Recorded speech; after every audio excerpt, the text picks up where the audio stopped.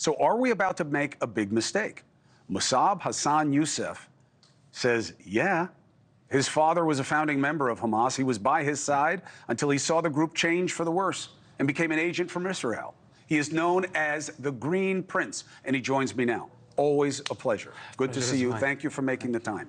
So you heard about this, and you were shocked that America would be doing something that you believe has deadly consequences, short and long term. Why? First of all, negotiating with terrorists in principle is wrong, because it will have deadly consequences on the global security. Because once we legitimize terrorism, what's going to be next? How other terrorists will perceive this move, and are they going to try to take human shields? Are they going to try to bully and blackmail democracies worldwide? When the United States president begged terrorists to sit on the negotiating table and accept the deal, then pressuring his ally to literally surrender, it doesn't get worse than this. So the other side of the argument is, yeah, but they have our people, and Israel has been killing too many Gazans for too long with too little return, and that has to end anyway. What do you make of those arguments? Well, first of all, let's correct this narrative, because Israel is not killing civilians in Gaza.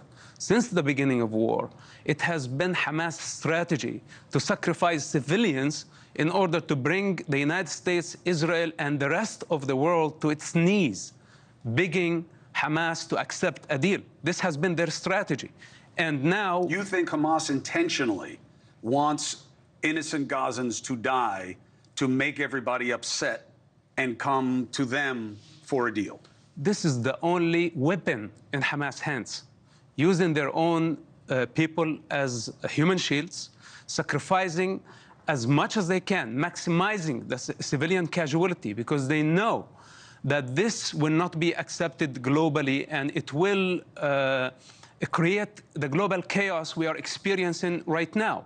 So the pro-Palestine movement and the anti-Israel movement, the President of the United States and many other leaders of the free world walked right into Hamas' trap.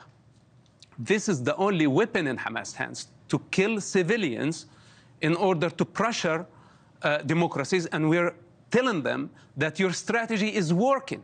How does Hamas keep support among the Gazan people when they must know what you know, which is that Hamas is sacrificing them for their cause? Okay, this could be misunderstood, but a huge part of the Gaza civilians are complicit in Hamas crime. They voted for Hamas. The vast majority of Gazans, they are on the they believe in the same culture, in the same belief system. They participated in the rape that happened on October 7. They hid hostages. They are not helping Israel find the hostage locations. So to a certain degree, Gazans are paying the price of being complicit in Hamas crime. Even women, even children? Okay, I cannot include children in this situation, but also I cannot blame Israel as the actual killer of the children. Because when Hamas hide behind the children and women, they should not have immunity. And Israel has to finish the job by removing Hamas from power and bringing the hostages back, because we cannot afford another Gaza war. So the fact that Hamas killed Jewish children in the morning and in the evening hid behind their own children does not make them immune. Hey, thank you for watching. Please go to newsnationnow.com, newsnationnow.com, and you can find NewsNation on your television provider. And don't forget to click the red subscribe button down below. Then you will get more of NewsNation's fact-driven coverage.